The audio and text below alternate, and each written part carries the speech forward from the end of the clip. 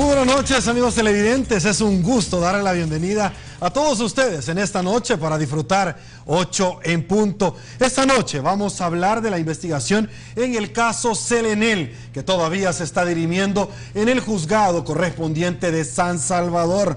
El actuar de la Corte de Cuentas en el caso Selenel, porque ha solicitado a la Fiscalía General de la República que declare nula la concesión que en un momento como parte accionaria se le dio a Enel Green Power sobre la autónoma en Comento. Vamos a hablar de todo, absolutamente de todo, como las multas y sanciones que está poniendo el Tribunal Supremo Electoral y, por supuesto, el especialista en Derecho Constitucional que nos acompaña esta noche también ha emitido juicio de valor. Para conversar sobre estos temas, con mucho gusto, le damos la bienvenida al doctor Francisco Beltrán Galindo, abogado de la Selenel y, por supuesto, exministro de Justicia y Seguridad. Doctor Galindo, siempre es un gusto tenerlo acá. Es un placer, serio, estar acá con usted. Gracias. Y bueno, arrancamos esta entrevista, doctor Beltrán Galindo. ¿Cómo va el caso hasta este momento? Obviamente bajo su óptica de abogado de la empresa que acabamos nosotros de referirnos como Enel Green Power. ¿Qué opina del sustento jurídico que ha hecho la representación fiscal dentro del órgano jurisdiccional? Bueno, como primera cosa tengo que hacer para que los salvadoreños que no conocen de leyes comprendan el caso. Es que estamos frente a un caso que tanto el gobierno como la fiscalía lo ha planteado como un caso histórico anticorrupción. Pero resulta que es un juicio anticorrupción sin corruptos. Porque para que podamos hablar de un caso de corrupción tenemos que entender que hay un funcionario que ha recibido dinero o ha recibido un beneficio, y resulta que de todo lo que ha planteado la Fiscalía, en el tribunal no hay ninguna manifestación de interés o de beneficio que hayan podido sacar los funcionarios. Entonces, lo primero que estar claro es, o el discurso de la presidencia y de la Fiscalía es equivocado, y no estamos hablando de un caso de corrupción, sino que estaremos hablando probablemente de otro tipo de casos. Y en esa situación, como lo señaló con mucha sabiduría la jueza de paz, esa acusación está claramente en crisis. Está en crisis por dos razones fundamentales que son los pilares de la acusación de la Fiscalía. Uno es que alega que los funcionarios actuaron sin tener un marco legal que les sirviera de soporte. Y como lo hemos insistido en varias entrevistas, aún desde antes de que la Fiscalía presentara esto, hay artículos, hay una ley específica que habilita a los funcionarios a crear las sociedades y a hacer que esas sociedades sean independientes de la SEC, a transferirle los bienes de generación y que estas nuevas sociedades fueran beneficiarias de la concesión. Estamos hablando de la GEO en el caso concreto, o sea que hay atribución legal para crear la GEO, para transferir los bienes de generación a la GEO y luego para poder buscar socios adicionales a ser socios de co-socios con la CEL dentro de la GEO. O sea que todo eso tiene un marco legal. Al tener un marco legal ya se vota uno de los presupuestos legales del delito que la Fiscalía dice, y es que hay un uso ilegal de los bienes. Eso ya no puede ser. Pero además hay un elemento importante, y es que ese delito que ellos acusan a los funcionarios tiene un supuesto. O se beneficia el funcionario de lo que está haciendo con los bienes, con el uso ilegal de los bienes, o está beneficiando un tercero, en cuyo caso se pueden dar dos situaciones. O lo está haciendo porque está tratando de buscar un beneficio como metafísico, digamos, o lo está haciendo porque quiere lograr un beneficio adicional, o lo está haciendo porque desconoce qué es lo que está pasando. Le voy a poner un ejemplo sencillo. Supóngase que yo llego de ministro a alguna cartera y encuentro que hay 5 vehículos viejos y tengo un cuñado mío que es dueño de un taller y yo lo quiero beneficiar y hago que esos vehículos se los den a precio de me lo llevo a mi cuñado. En ese caso estoy en la lógica del peculado, no porque yo tenga un beneficio económico, sino que porque tengo un beneficio familiar, estoy ayudando a mi cuñado. Entonces, en el caso no hay prueba absoluta, pero ninguna, en ningún caso de todo el requerimiento, en toda la investigación, no hay una prueba de que los funcionarios que se mencionan, don Vilisol, Jorge Simán, Tono Rodríguez, todas las juntas directivas, hayan tenido el más mínimo beneficio personal. Entonces, si no tuvieron un beneficio personal y había una ley habilitante, en todo caso, lo mucho que podemos estar hablando es de una aplicación inadecuada de la ley. Pero si eso es así, ya no estamos hablando de un peculado doloso, estamos hablando de un peculado culposo, lo que en términos jurídicos quiere decir que el delito ya prescribió, si es que existió. A eso me iba a referir. Entonces, así las cosas, la Fiscalía no tiene caso, simplemente no tiene caso. El riesgo que lleva es que el juez de instrucción lo que decida es reclasificar el delito y diga, mire, este delito en el mejor de los casos no es un delito doloso, sino culposo, y sobresea a todos los implicados. Pero el punto es que jurídicamente el caso no tiene base, y eso lo hemos dicho reiteradamente. Se lo dijimos a la Fiscalía cuando fuimos a hacer nuestra deposición, lo hemos dicho en todos los medios, hemos escrito artículos sobre ello para ilustrar a los funcionarios que iban a estar viendo el caso. Pero lo que sucede es que en el marco de todo esto estamos en el marco de una campaña electoral y de una presión de Casa Presidencial sobre este tema, y entonces los tiempos y las formas en que se plantean tienen mucho que ver con esa situación. Ok, hay varias cosas que llaman muchísimo la atención, doctor, y le voy a rogar al máximo exigirlo en tratar de ser como bien puntual, porque realmente tengo una gran cantidad de preguntas que la población salvadoreña desea saber. Una de ellas, doctor, es, mire, se habla acerca, y yo tuve la oportunidad de conversar con el señor Fiscal General de la República acá cuando me acompañó de esta tribuna de entrevista hace un poco menos de 2 semanas, y le trasladaba parte de estas preguntas. Se ha criticado en diferentes rotativos que se está investigando Flores, la administración Flores Solván, pero si lo que se está cuestionando como hecho litigioso, como hecho generador, es que se articuló todo un andamiaje para poder llevar a cabo este plan macabro, este delito se le ha dado continuidad. ¿Por qué no está la administración, por ejemplo, del señor Saca Salume? ¿Por qué no está, por ejemplo, la administración hoy por hoy del señor Funes Salume y actualmente el presidente de esta autónoma? Si es un delito continuado y si ellos han arremetido, incluso el mismo presidente de la República, en que fue lesivo para los intereses de la población salvadoreña. Bueno, esa es una de las preguntas impresionantes que obviamente yo no puedo contestar. Yo puedo intuir lo que está pasando y por eso insisto que creo que, lo he dicho también, es una cortina de humo para esconder lo que realmente está pasando en CEL, en el INE. La GEO-INE. Porque lo que está pasando allí es bastante más complicado. Es decir, en la administración del señor Salume, la CEL le transfiere a una sociedad anónima que se llama INE, SADCB, le transfiere todas las acciones que tenía en la GEO. Eso lo hace la administración del señor Salume. Lo que quiere decir que todos los dividendos que la GEO recibe, o sea, que le da a sus accionistas, en este caso la INE, lo recibe esta sociedad. Esta sociedad, según una publicación que hizo el diario de hoy, ha recibido en los últimos años más de 200 millones de dividendos. De esos 200 millones, solo han llegado a la CEL 100 y algo. O sea que hay aproximadamente otros 100 millones que se han quedado dentro de la INE, del cual nadie da resultado, nadie dice que se han usado. La INE no es una entidad que puede decir que está haciendo gran actividad, porque lo único que hace es administrar un generador térmico que está en Talnique y que le genera sus propias utilidades. O sea que, ¿qué han hecho con 100 millones que no han invertido en nada? Uno se pregunta, bueno, ¿y qué?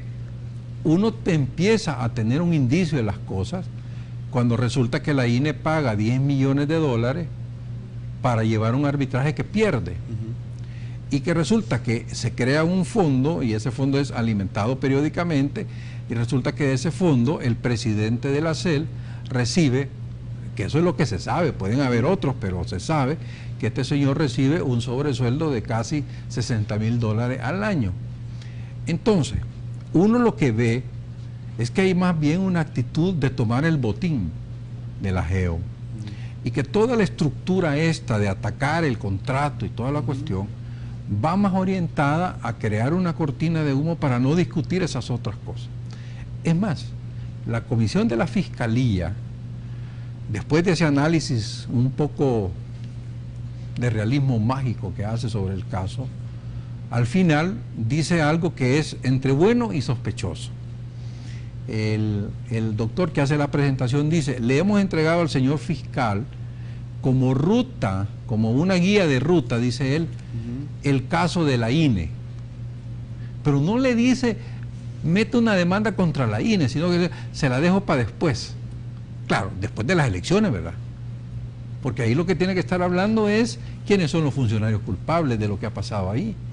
Y ahí estamos hablando de la administración pasada y de esta. Entonces, por eso es que uno de los articulistas más importantes del país, si no me equivoco, es Joaquín Samayoa, dice, es que el fiscal dispara solo para la derecha, con la escopeta como que está desviada, ¿verdad? Porque cada vez que tiene que ver un tema de este gobierno o del gobierno pasado, allí ya no hace nada. Ahí se para. Yo le voy a explicar un caso, por ejemplo, el caso del Chaparral. El caso de Chaparral no necesita una investigación. Si es que todo está allí. El mismo presidente Zamur, el presidente de la CEL, en el acta que firma, dice que le pagan a la empresa por disolver de mutuo acuerdo, le pagan una indemnización de 28 millones y 80 millones por el valor de las obras. Yo no sé si las obras valen o no 80 millones, asumamos que valgan 80 millones. Pero él dice en el acta que firma que le da como indemnización 28 millones. Resulta que cuando usted ve la ley LACAP, la ley LACAP prohíbe que se pueda dar una terminación de contrato de mutuo acuerdo pagando algo que no sea el valor de las obras. Es decir, en todo caso, para dar por terminado el contrato que se hizo sobre Chaparral, el presidente de la CEL solo podía reconocerle 80 millones a los señores de Astaldi. Y fueron 108 millones. 108. Entonces, eso no necesita investigación. Es una cuestión que está allí. Simplemente el fiscal lo que tenía que hacer es pronunciarse sobre el hecho. Y eso es más grave que de lo que están acusando a Jorge Nieto. ¿Cómo ve usted cuando el presidente de la República le dice al presidente no tiene nada que estar investigando en el caso de Chaparral, pero quiero ir un poco más allá, pero sí le da plata, porque obviamente se ha dicho, y yo conversé con el fiscal y me dijo que no era cierto, sí se ha dicho por parte de su persona, donde se hizo una transferencia de fondos de Hacienda para este caso puntualmente? ¿Por qué el presidente no le da a la Fiscalía si realmente tiene la iniciativa de la persecución del delito para todos los casos que mucha necesidad tiene el Ministerio Público? Porque en este caso, yo lo que dije y lo reitero, es que en el caso en el CEL, la Fiscalía ha actuado como bufete de casa presidencial. Y dije eso porque resulta que se publicó, y pueden ir a ver los periódicos que se publicaron el 1 de marzo y en los alrededores, donde la Fiscalía pide y la Presidencia dice que le va a dar un refuerzo, no recuerdo si la cantidad era 300 o 600 mil dólares, por orden del presidente. Al final han construido una historia que por lo menos tiene base jurídica, lo que han construido, que no eran 600 mil, sino eran como 950 mil que tenía retenido Casa Presidencial, es decir, el Ministerio de Hacienda, por austeridad de la Fiscalía, y ante eso se los liberó. Eso ya tiene otro sentido. Pero esas no fueron las declaraciones de marzo. Las declaraciones, y además, después que yo lo dije, el presidente confirmó que él le había dado instrucciones al ministro de Hacienda para que le transfiriera recursos. Yo le voy a decir un caso que yo viví. Cuando estábamos peleando el arbitraje contra el señor Albiz en el CIADI, el fiscal llegó y pidió apoyo a Casa Presidencial para que necesitaba cerca de $500,000. La Casa Presidencial en ese momento, y yo fui testigo, le dijo: mire, nosotros entendemos su necesidad y lo vamos a respaldar, pero no somos nosotros los que le podemos dar dinero, porque eso va contra la independencia de los órganos. Vaya al órgano legislativo y pide el refuerzo. Y nosotros lo vamos a respaldar, por supuesto, porque nos interesa, porque era un problema de la nación entera.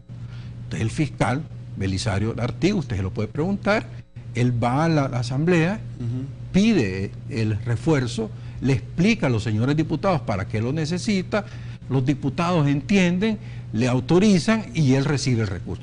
Eso está legítimo, pero lo que no es legítimo es que el presidente de los recursos del Ejecutivo le transfiera recursos al fiscal, porque el fiscal es independiente. En la Constitución hay los órganos fundamentales del Estado, que es el Ejecutivo, el Legislativo, el Judicial, y los órganos secundarios del Estado de rango constitucional. Entre ellos está el Ministerio Público, es independiente del Estado. Es una elección de segundo grado, entonces, el Ejecutivo no puede legalmente transferir recursos, y si lo hizo, habría que estudiar cómo lo hizo. Ok.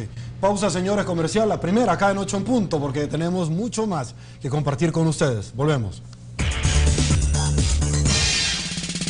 Muchísimas gracias por su preferencia. Bueno, obviamente terminamos la idea dentro de esto porque mucho se ha dicho, mire, el que paga el mariachi termina pidiendo la canción, con esta aseveración que anteriormente usted estaba haciendo. Sin embargo, la pregunta es, ¿por qué el presidente de la República no tiene un rasero para todos los casos? Como por ejemplo en el caso del Chaparral, yo se lo pregunté también acá cuando nos acompañó y yo le dije, presidente, en derecho no hay verdades absolutas. El día de mañana el Chaparral puede ser investigado y obviamente a usted también. Pues yo lo que le sé decir, estoy hablando estrictamente en materia legal, no sé si además hubo algún interés personal, eso no tengo manera para poder decírselo. Yo lo único que le digo con claridad es que la ley LACAP no permite que en una terminación por mutuo consentimiento se reconozcan indemnizaciones. Eso solo puede ser hecho a través de un proceso judicial o de arbitraje, perder el arbitraje. Y por eso yo le digo, es más grave que lo que están acusando al doctor Jorge Nieto. Porque Jorge Nieto lo están acusando de haber modificado un contrato, haber ido a un arbitraje y perderlo. Puede ser que haya intencionalidad, yo no le puedo decir porque no puedo estar dentro de la intención de las personas, pero se hizo lo que procedimentalmente se tenía que hacer, cosa que no pasó en el Chaparral. Ok, doctor, la jueza Séptimo de Paz, al dar su resolución, dijo que este caso estaba en crisis. La ley procesal penal le impide a un juez de paz hoy por hoy, a menos que sea al exceso, dar un sobreseimiento provisional o definitivo. Es decir, dar más allá de lo que la misma Fiscalía le está pidiendo. A palabras que externó la aplicadora de justicia, tanto el fiscal general como el señor presidente de la República arremetieron contra la jueza. ¿Cuál es su interpretación de esto? Porque ciertamente ya no puede dar un sobreseimiento, pero ella ya está emitiendo juicio de valor de lo que hubiera pasado y de lo que va a pasar si la ley le hubiera facultado a ella misma dar un sobreseimiento. Yo no lo veo tanto así. La jueza tenía que dar una base conceptual a lo que resolvía.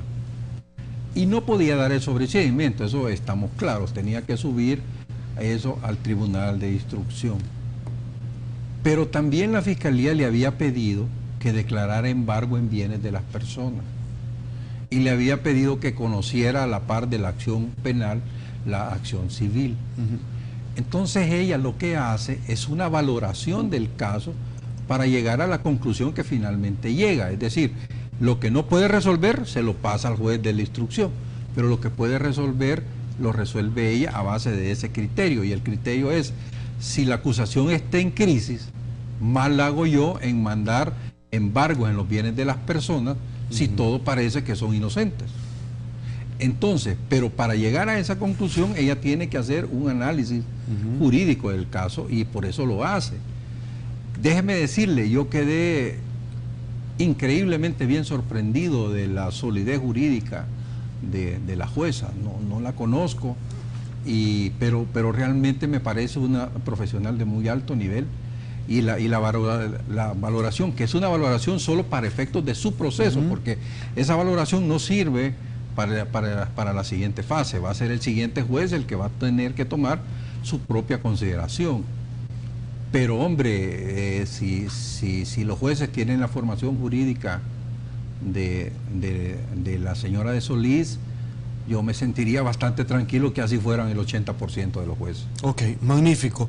Peculado culposo ya prescribió, es peculado simple, sin embargo, muchos abogados que nos han acompañado acá, que han estado y que se han comido el proceso, desde ya advierten que no tiene como mucho futuro este caso. De hecho, de los 22, 12 de ellos está pidiendo un sobreseimiento, como usted lo indicaba, pero que solamente la jueza de paz conozca por la vía civil, es decir, a prorrata, que se divida lo que se adeuda y que todo el mundo sea como solidario, hagamos la cooperacha para ver cómo salimos adelante de este tema. Desde ahí, partiendo de eso, no es la juez competente, tuvo que haber sido un juzgado civil o mercantil, tal sea el caso. De hecho, creo que es lo que la jueza al final manda, ¿verdad? Ok. Es decir, yo creo que la Fiscalía aquí tuvo que cumplir un encargo. Y lo hizo a pesar de que sabía que el caso era sumamente débil. Jurídicamente no hay caso. Yo realmente se lo puedo decir, lo he leído varias veces el requerimiento y lo que más parece como una novela de la teoría de la conspiración. Pero a nivel de caso penal hay muy poco. A mí me recuerda mucho, y se lo mencionaba a un amigo mío, le decía, esto me recuerda cuando ciertos oficiales de inteligencia, ya sea de Estado o de policía, le hacen a uno los planteamientos de las redes, ¿verdad? Y entonces, claro, no tienen la prueba para ir a un juicio penal, pero sí tienen para construir el chambre, pero aquí no estamos hablando de chambre, estamos hablando de procesos ante un juez, y ante un juez no se llega con chambre, se llega con casos probados, y no hay casos probados. Es decir, yo le hago una pregunta simple a usted y a los ciudadanos que me escuchan. ¿Cómo puede haber un juicio de corrupción sin corruptos, por Dios? El principal, es que porque no hay principal. Es que es la base. Es decir, si los funcionarios le cedieron, vamos a poner así, a Enel, el patrimonio nacional, que tampoco es cierto, pero mantengamos el discurso de ellos, y resulta que de eso los acusan de corrupción, entonces yo le pregunto, bueno, ¿y dónde está la fortuna? Cambiaron de casa, tienen carros de lujo, tienen Homer, tienen Ferrari, tienen Jaguares, ¿qué tienen? ¿Están construyendo casas en las colonias más exclusivas de San Salvador? No, ninguno de ellos. ¿Dónde están sus cuentas corrientes? ¿Dónde están sus depósitos? ¿Dónde tienen el dinero, por Dios? No, no hay nada. En todo el expediente no hay nada. Entonces digo yo, ¿cómo puede haber un caso de corrupción sin corruptos? Eso es inentendible. Y cae de la simple lógica. Por eso es que la jueza, con un criterio jurídico muy sólido, le dijo, mire, no hay caso por las dos razones básicas. Hay ley habilitante y puede ser que la interpretaran bien o mal, pero eso es una discusión con la Corte de Cuentas. Y por otro lado, no hay prueba del beneficio que hayan recibido ellos. Entonces, si hay ley, actuaron en base de una ley, y no hay prueba de que si ellos se hayan beneficiado, ¿cuál es la corrupción? Y esa ley tuvo un proceso de formación de ley dentro de la asamblea y todo. Ahora que a mí, yo le mencionaba un caso similar. Hoy están dando una serie de leyes para beneficiar a Alba Petróleo. El vaso de leche, quieren dar la ley de no sé qué de los proyectos sociales, de los granos básicos, la reforma de las líneas de la ley de líneas aéreas, en fin, empiezan a hacer leyes para beneficiar negocios vinculados con ellos. Resulta que los funcionarios aplican esas leyes. ¿Usted cree que hace sentido que si acaso ganara Norman Quijano y después dijera, voy a meter preso a todos los funcionarios, al director de Aeronáutica Civil, al exministro de Agricultura y a todos ellos, porque le hicieron caso a las leyes que dieron en ese concurso del bloque del frente con los otros partidos? Puede ser que las leyes sean tortuosas, pueden ser que las leyes sean mañosas, pero entonces el juicio es contra los diputados. Es un tema de ir a la constitucionalidad de la ley. Pero la Constitución dice que los diputados no son vinculantes de los conceptos que puedan y levantar la mano. No, pero sí se puede ir a discutir la constitucionalidad de la ley. Entonces, lo que digo yo es, si eso es así, yo no puedo ir a meter preso al actual director de Aeronáutica Civil porque le dio los permisos a Beca en base de la nueva ley. Correcto. Aunque la ley haya sido para darle los permisos a beca. Ok, usted acaba de mencionar dos temas. Uno de ellos es Alba Petróleo y otro de ellos es decir, poniendo un ejemplo para que obviamente el pueblo salvadoreño nos pueda entender, y también hemos estado nosotros desarrollando el tema de la CEL. Este día, en un rotativo, y me permito trasladárselo así, Transparencia Internacional pidió una fiscalización efectiva, pide reformar la ley de la Corte de Cuentas de la República para generar control, y poca transparencia de entes públicos genera baja confianza. Pide auditar, en este caso, ENEPASA. ¿Cómo cae esto, doctor? Yo tengo una tesis jurídica distinta. Para mí, la ley de la Corte de Cuentas le da facultades a la Corte de Cuentas para hacer esas auditorías. Y le voy a recordar un caso que quizás han olvidado muchos. En la época del presidente Saca, una organización de izquierda, cuyo director después fue viceministro de Vivienda, que no le fue muy bien, por cierto, en este gobierno, que creo que era Fundasal o algo así, hace una licitación con fondos del gobierno y compra madera. Y resulta que el que le vende es, dentro de una licitación, es un aserradero, no sé cómo, propiedad de un ministro. Una fundación, una entidad privada. Entonces viene y ahí sí la Corte de Cuentas actúa, ¿verdad? Y dice que es ilegal la licitación y el ministro pierde su cargo. El ministro ni fu ni fa, pero ahí sí pudieron ir a auditar fondos del gobierno en entidades privadas. O sea que la atribución la tiene. Lo que pasa es que no la usa. No la usa por fines claramente políticos. La Corte de Cuentas está actuando y ha venido actuando con fines políticos. La Corte de Cuentas puede, si quiere, ir a hacer una auditoría ya a INE, a ENEPASA, porque ENEPASA tiene fondos del gobierno. Correcto. Por supuesto que puede hacerlo. De hecho, el presidente de la Autónoma, de este ente contralor, cuando nos ha acompañado, ha advertido desde ya que lo va a hacer. Pues sí, pero desde ya que lo va a hacer y no lo hace. Es que mire, eso es como la Fiscalía con el caso INE, que la comisión le dice, haga la investigación del caso INE, haga la investigación del parcial. Pues dice que lo va a hacer, pero ya vamos a estar en Navidad y no ha hecho nada. Entonces yo lo que creo es que no es un tema, es decir, hay que separar lo que es la oportunidad en la campaña política de la labor de la institucionalidad. Que hagan su trabajo, pero que lo hagan claro, correcto, ante qué tiene que hacer. Si hay corruptos de un lado, que los metan presos, si hay corruptos del otro, que los metan presos. Pero lo que no podemos permitir, y no es correcto, es que las instancias se presten a la campaña política. Ok. Otro tema que resulta con mucho generador del ente contralor de la Corte de Cuentas de la República, doctor, es que acá lo mencionó en 8 puntos y dijo inicialmente que iba a declarar nulos los contratos que se habían celebrado por ser lesivos entre CEL en el parte accionaria Green Powell. Luego le ha solicitado a la Fiscalía que proceda a hacer lo correspondiente, declarando nula la concesión. La Asociación Nacional de Empresas Privadas, días anteriores, hasta la saciedad, ha pedido que se respete este arbitraje, porque de lo contrario, ¿para qué se metieron a gastar un montón de plata si no iban a respetar la resolución? ¿Cómo caería esto? Usted que es representante legal de Nel Green Powell, y obviamente abriéndonos al mundo entero el mensaje, ¿cuál sería? ¿Cómo se vería? ¿Cómo esto se descodificaría por los inversionistas? Déjeme contestar esto en mi carácter de abogado salvadoreño, más que de abogado de una empresa. Primero quiero decirle que sorprende el nivel de imprudencia de gente que no conoce de la ley. Yo esperaría de un funcionario de ese nivel que por lo menos sus asesores le expliquen bien las cosas. Pero está claro que o él no los oye o no le explican, por varias razones. Primero, la nulidad de un contrato no la declara nunca la Corte de Cuentas. Solo puede ser declarado por un órgano judicial. Y la lesividad solo puede declararla la Sala de lo Contencioso. Y para eso tiene 4 años después de firmado el contrato.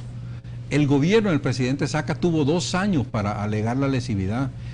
Un año antes de que terminara el plazo, el bufete de Segovia, Guandique, le presentó un dictamen que según ellos era lesivo. El presidente todo lo que tenía que hacer era aplicar el requisito de la lesividad dentro del periodo de los 4 años. No lo hizo. ¿Por qué no lo hizo? No lo sé.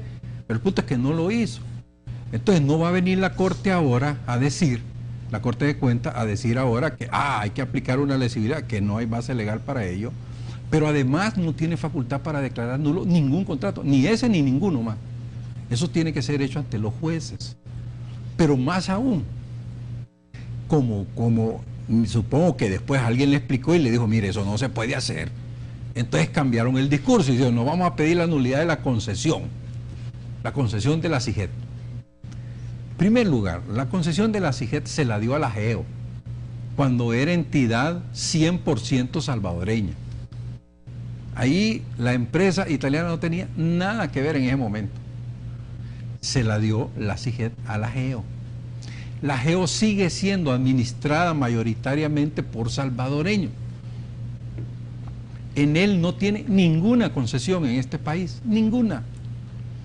Entonces, cuando el presidente de la Corte dice, declare nula la concesión, ¿a qué se refiere? A la concesión que la CIGET le dio a la GEO. No en el Green Powell. Si es que en él no tiene ninguna. Porque es parte accionaria únicamente, pero no tiene concesión. Pero más aún, la Sala de lo Constitucional, cuando declara inconstitucional la atribución de la CIGET de dar esas concesiones, dice que las concesiones que se hayan otorgado antes de la declaratoria de inconstitucionalidad, ahí está incluida la inconstitucionalidad de la GEO, esas seguirán vigentes, dice la Sala, hasta que el Congreso revise la concesión. Entonces, ¿de cuándo acá una Corte de Cuentas va a venir a decirle al fiscal, mire, siga juicio de nulidad de la concesión de la CIGET porque resulta que la Sala declaró que era inconstitucional? Si la misma Sala ya le dijo, siguen vigentes hasta que el Congreso defina lo pertinente. Entonces, está claro, una de dos, o que es una acción política en el marco de la campaña, ¿verdad? O sería muchísimo más grave que fue una acción porque no hay conocimiento de la base jurídica de las cosas. Entonces yo realmente a esa cuestión no le doy mayor importancia porque el funcionario en mención se ha visto involucrado en una serie de cosas como aquel famoso aguántese la que le dijo a doña Ana Vilma, porque la estaba acusando de cosas inexistentes. Y a la par de eso sacó una lista, inclusive me sacó a mí de que yo le estaba debiendo una cosa que nunca he sido demandado, nunca me han reclamado unos tales 56, de un juicio que no existió nunca, $56,000. Y como yo le mencionaba, el único juicio de cuenta que me han hecho a mí es por $800 porque le compré los uniformes a mi seguridad, porque no me gustaban, siendo ministro de Justicia, que me los mandaran uniformados como que eran Robocop. Y me gustaba más un enfoque más civil de la cuestión. Entonces yo le compré trajes, para que no anduvieran como que eran Robocop así del SWAT. Entonces, ese fue el único reparo y lo gané. Ni siquiera fue que lo perdí. Decidí seguirlo hasta el final y lo gané. Ok. Doctor, entonces, ¿qué pasaría en el caso hipotético que se llegara a declarar nulo este contrato?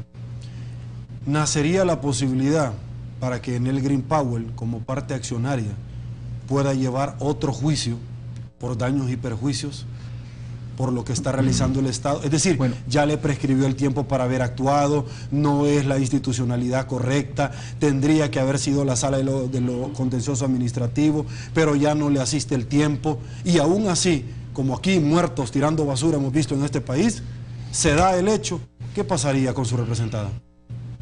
Mire, primero no hay ningún caso vigente que yo sepa que haya sido aceptado por los tribunales para seguir un tema de nulidad del contrato. O sea, yo no veo eso dentro del horizonte, pero pudiera pasar en el futuro. Sin embargo, creo que esto tiene mucho carácter político y creo que una vez pasada este gobierno, el nuevo gobierno, el que sea, ya sea del Frente o sea de Arena, no creo que le den el enfoque que le ha dado este gobierno a este caso. Porque el enfoque de este gobierno está centrado en proteger un determinado grupo de personas que no son del frente. Y hasta donde yo entiendo, el frente no está de acuerdo con la conducta de este grupo de personas. O sea, no concuerda con la visión del gobierno que tiene el frente.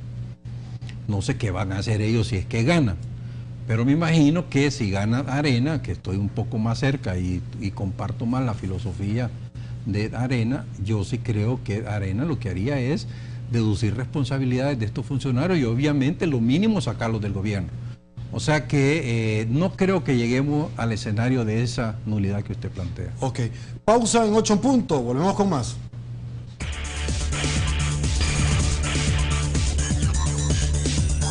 Muchísimas gracias, estamos de regreso. Doctor Beltrán Galindo, rápidamente, vamos a tener muy poco tiempo en estos bloques, sin embargo, hay temas que, de coyuntura que la gente desea, obviamente, escuchar su opinión. Uno de ellos es el caso que se le está imputando, digo imputando porque no en el órgano jurisdiccional, no en la Fiscalía General de la República, aunque el presidente Funes ha llamado constantemente al fiscal a que abra una investigación por 10 millones de dólares, que él mostró cheques y transferencias desde hace meses atrás, que lo hizo acá también reiterativamente del gobierno de los Estados Unidos, de una cooperación, pero ahora ha mencionado que son de Taiwán, que se le transfirieron a cuentas diferentes, por montos diferentes, al expresidente de la República, Francisco Flores, que de hecho, le comento y lo he dicho acá, yo lo he invitado públicamente al mandatario para que nos acompañe de la misma forma en que al exmandatario. Lo que pasa es que digo eso porque el cargo de presidente es vitalicio y por eso se le llama así, para que nos acompañe de la misma forma en que lo hacía yo con el presidente Mauricio Funes, para homologar las visitas a otros medios también acá y conocer la posición de él. ¿Por qué le comento esto? No solamente porque en algún momento usted fue un funcionario de esa administración, sino por la actualidad. El 5 de octubre, y es un rotativo que lo esbozó este día, dijo que los fondos provenientes a los cuales me estoy refiriendo, porque el rotativo estipula que el presidente de la República ha cambiado 4 veces la versión. El 5 de octubre los fondos de empresas eran procedentes de la empresa energética, es decir, que su representada muy probablemente le dio estos fondos al expresidente Flores para que la beneficiara con todo este problema y andamiaje que hoy por hoy nos tiene en los juzgados. Cambiando las versiones 4 veces según el rotativo, debo de ser honesto, y que el 2 de diciembre ya habla que la donación de Taiwán fue, pero para el partido Arena, para la campaña presidencial de esta. Por favor, doctor. Bueno, yo creo que eso lo que hace es confirmar que el presidente está en una campaña de mentiras y de medias verdades, ¿verdad? Por ejemplo, haber relacionado a una empresa energética europea bueno, eso era una insinuación importante como para decir, dado que tenemos el pleito con Enel, que la gente entienda quién fue, pero resulta que Enel no tuvo ni absolutamente nada que ver, ni es parte de la organización que él menciona, ni nada. Enel muy cuidadosamente no se pronunció, porque le pareció que era más bien un juego político del presidente.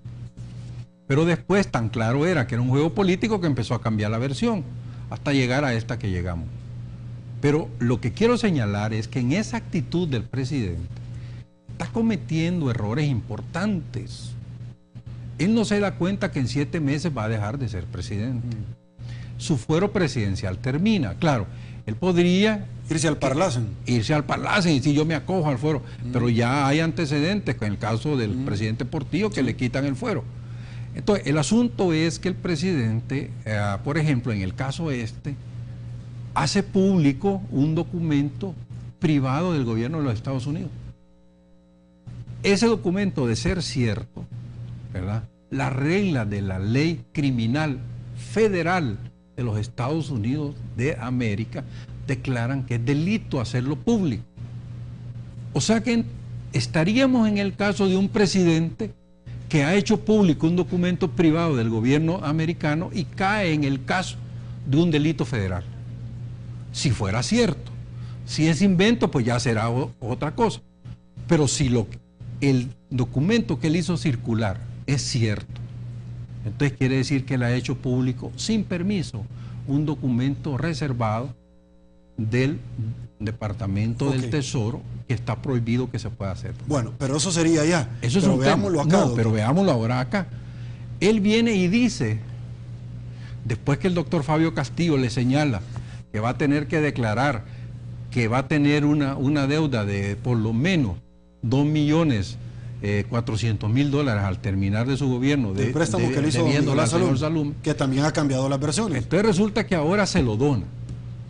Pero resulta que un funcionario no puede recibir regalos. Está prohibido.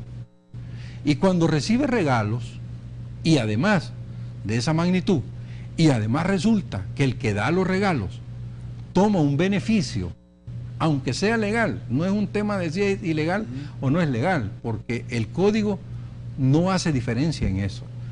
Entonces resulta que esa persona que hace el depósito toma un beneficio, como ser el primer magistrado de la República, o como que su hijo haya quedado de presidente de la CELE en su gobierno.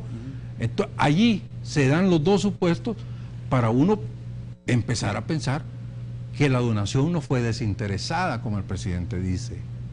Entonces, uno dice, bueno, si le hace una donación interesada, aunque sea para que haga lo que la ley dice que tiene que hacer. Sí, no, pero si fue donación, también la pregunta es si pagó lo correspondiente al erario público. Esa es otra cosa. No, porque es otro delito penal si no lo hizo, doctor. Bueno, habría que ser, pero dentro hasta para sacarse la lotería hay que pagar dentro impuestos. de la legislación nuestra, para que sea delito, primero tiene que terminar la investigación administrativa. Correcto.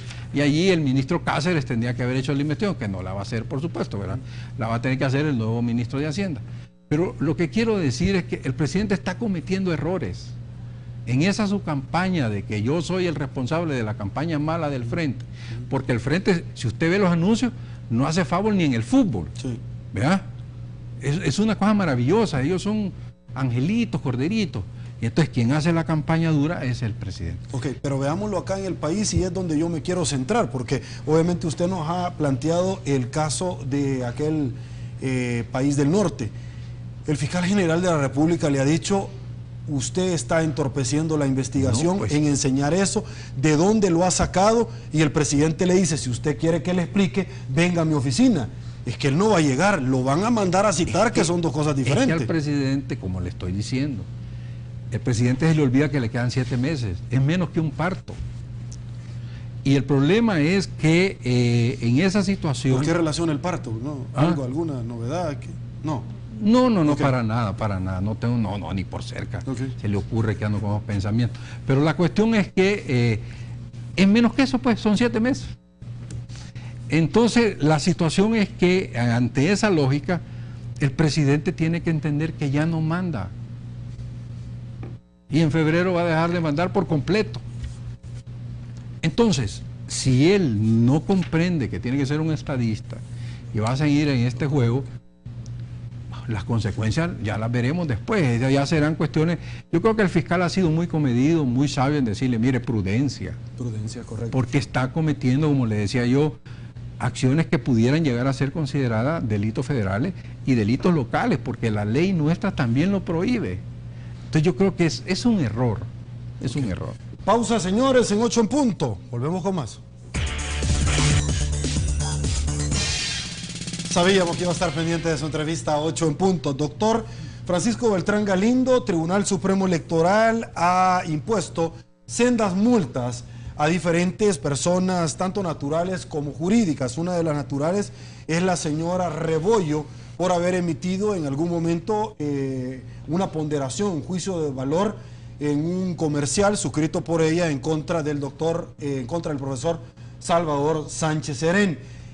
También en algún momento se han hecho retirar spots televisivos por parte de este ente colegiado a algunos canales de televisión. Algunas críticas que surgen de esto es: mire, esto es lo mismo que quiso hacer vía Asamblea Legislativa por medio de un andamiaje jurídico y que no tuvieron mayor eco. Ahora lo están haciendo vía administrativa por medio del Tribunal Supremo Electoral. ¿Qué opinión le merece? Bueno, yo creo que aquí hay que separar claramente dos cosas.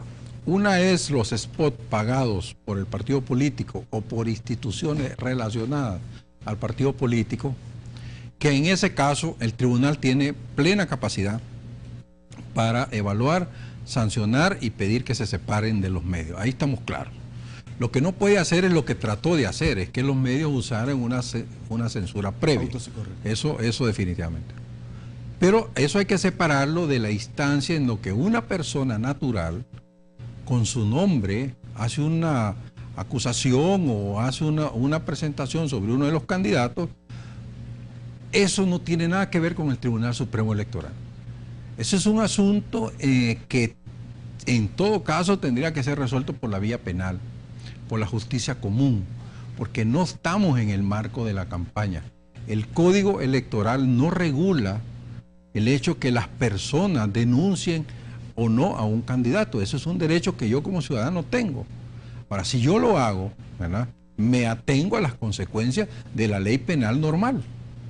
No es que el Tribunal Supremo me va a venir a poner una multa, porque yo no soy agente de la campaña. Entonces, en el caso de la señora Rebollo, ¿verdad?, ella lo hizo en su carácter personal. Y ahí lo que procedía, el mecanismo era que el Tribunal Supremo avisara al juez de lo penal para que se iniciara un proceso, mandara a llamar a don Sánchez Serén y don Sánchez Serén se declarara ofendido y a partir de allí entonces llamaran a la señora Rebollo y pasara un proceso ya si había difamación o había injuria, lo que fuera, ¿no? Ya un tema de materia penal. Lo que no procedía fue lo que el tribunal hizo, fue mandar a sacar el spot y condenar a la señora a una multa. Ellos no tienen atribución. Por eso, si usted ve la resolución, un par de magistrados fallaron en contra y dijeron que no estaban de acuerdo con eso porque el tribunal no tenía facultad para esa situación. 3 de 5, ¿no? 3 de 5. Entonces, eso es lo que me hace confirmar, y justamente creo que fueron los abogados los que se negaron a respaldar esa posición, era porque ellos consideraban que en materia sancionatoria, y en esto hay que estar muy claro, tanto por vía administrativa como por vía judicial, se aplica un principio jurídico que se llama de derecho estricto. Es decir, no procede la analogía. Tiene que estar debidamente tipificada la facultad y la conducta que se penan. En este caso, ni la facultad ni la conducta está tipificada en esa forma. Entonces, para mí eso fue un acto arbitrario del tribunal, pero ya la señora decidirá cuáles son las instancias que ella va a seguir. Pero eso lo separo totalmente del hecho de multas a los partidos políticos por spot que ellos hayan pagado. Yo creo que ahí sí actúa bien el tribunal.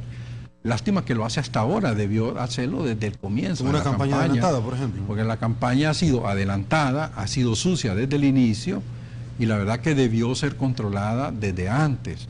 Una lástima que hasta este momento lo esté tratando de hacer. Ok, no debe darse a su ponderación una autocensura por parte de los medios. Y le planteo esto porque usted nos ha dicho el argumento jurídico. El argumento lógico sería, si se lo dejamos a un medio, como en el pasado hemos visto nosotros diferentes medios en todas sus manifestaciones, que de una u otra forma apoyan o no a un candidato y a un instituto político. Caeríamos en ese hierro, doctor. Claro, lo que pasa es que si le pedimos al medio que él haga la autocensura, se va a convertir en el fenómeno que el diario que respalda a un partido de izquierda, al de izquierda le va a permitir una gran cantidad de cosas y al de derecha no le va a permitir nada. O viceversa, en un diario que respalde un canal de derecha le va a permitir mucho y al de la izquierda nada. O sea que eso es un error y yo creo que hay que respetar la libertad en eso. Ok, con eso llegamos al final de la entrevista 8 en punto, no sin antes reiterar el agradecimiento, doctor Beltrán Galindo. Sabíamos que usted este día tenía compromisos familiares, personales, y nos ha hecho un huequito a todos los amigos televidentes que felizmente degustan de esta entrevista para acompañarnos. Muchísimas gracias. Un gran gusto, Sergio. El gusto muchas mío. Gracias a todos los televidentes. Amigos televidentes, soy Sergio Méndez, hoy miércoles 4 de diciembre. Así las cosas en nuestro país. Pasen muy buenas noches, será hasta el día de mañana y que el Señor nos bendiga a todos.